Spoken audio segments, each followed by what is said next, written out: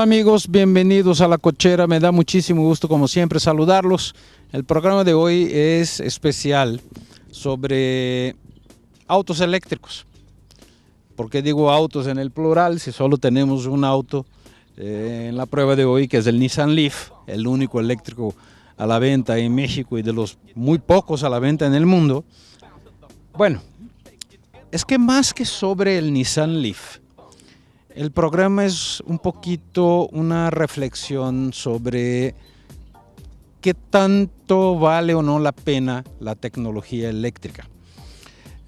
Quisiera llamarlos a pensar un poquito sobre ese tema y, por supuesto, describir este auto, describir qué tan sencillo o complicado es el cambio de hábitos que va a implicar salir de un auto tradicional con gasolina o diésel o con combustible fósil a un vehículo eléctrico.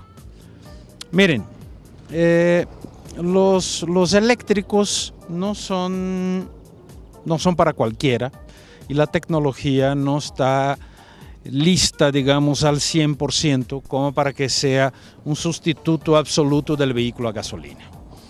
¿Cuáles son los problemas de la tecnología eléctrica? ¿Qué hace con que no esté lista para competir con los vehículos de combustión interna? Básicamente son dos problemas, o tres. El primero es el tiempo de carga de la batería. En el caso del Leaf, puede llegar a casi 20 horas en algunos casos. Y eso obviamente es un factor complicador muy elevado. El segundo es la autonomía. Oficialmente, Nissan dice que el Leaf es capaz de andar por hasta 160 o 170 kilómetros con una carga completa. En condiciones ideales se puede lograr esto, es decir, a velocidades constantes, relativamente bajas, sin uso de aire acondicionado, etcétera.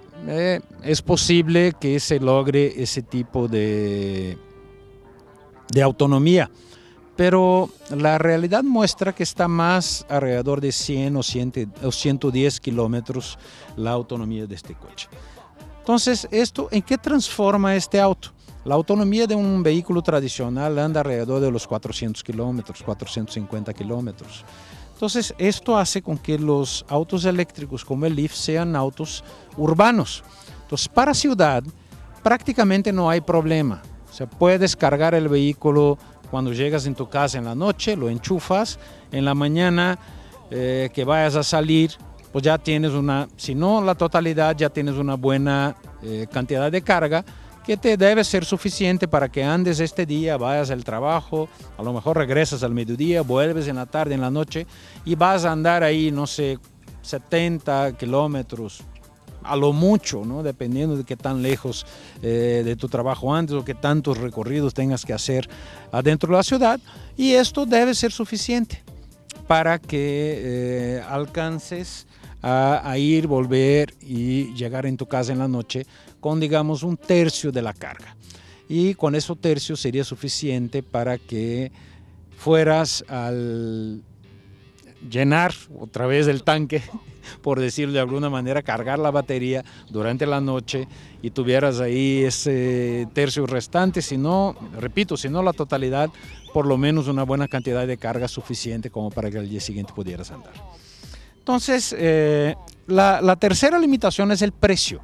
¿No? Este coche todavía no está a la venta al público, pero si estuviera, su precio debería estar en alrededor de 450,000 pesos.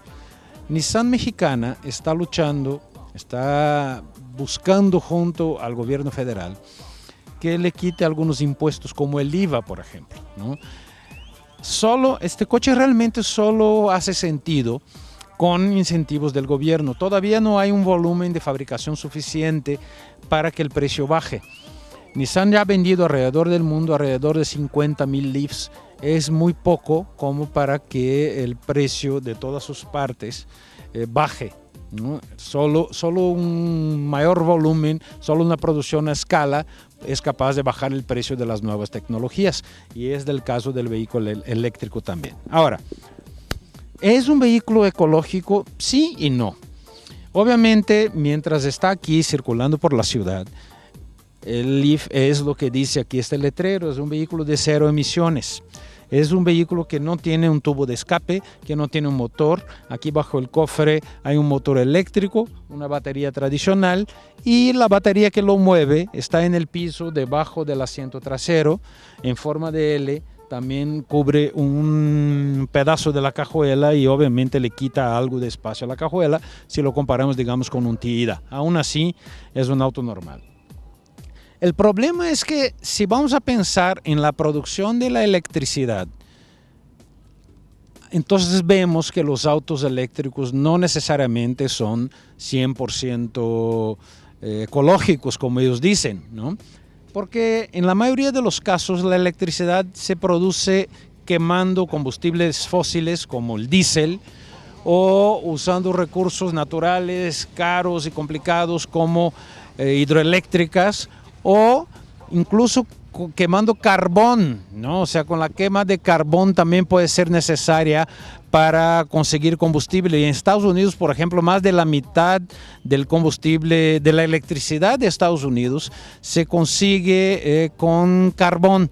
Y el carbón obviamente no es nada ecológico, ¿no? Todo lo contrario, es un combustible altamente sucio. Entonces dices, bueno, el coche no contamina, el coche por sí no contamina, pero el combustible que usa sí genera contaminación en otros lugares, aunque no en las ciudades. Es una manera por lo menos de contrarrestar la contaminación, quitarla de la ciudad y ponerla en otro lado. Entonces estás ayudando, digamos, a las ciudades, aunque no necesariamente estás ayudando al planeta, como muchos piensan, ¿no? Entonces el osito blanco que en la publicidad del Leaf en Estados Unidos viene y abraza al dueño del Leaf porque está muy agradecido con él porque salva la vida, pues obviamente es una bonita metáfora, pero no es exactamente práctica. Vamos ahorita a un breve corte y de regreso les quiero hablar más específicamente del Leaf, cómo se hace la construcción, por qué tiene este diseño, dónde va cada cosa, cómo lo cargas, el tiempo, todo ese tipo de detalles que estoy seguro quieres saber sobre los vehículos eléctricos. Vamos a un corte y ahorita regresamos aquí en La Cochera.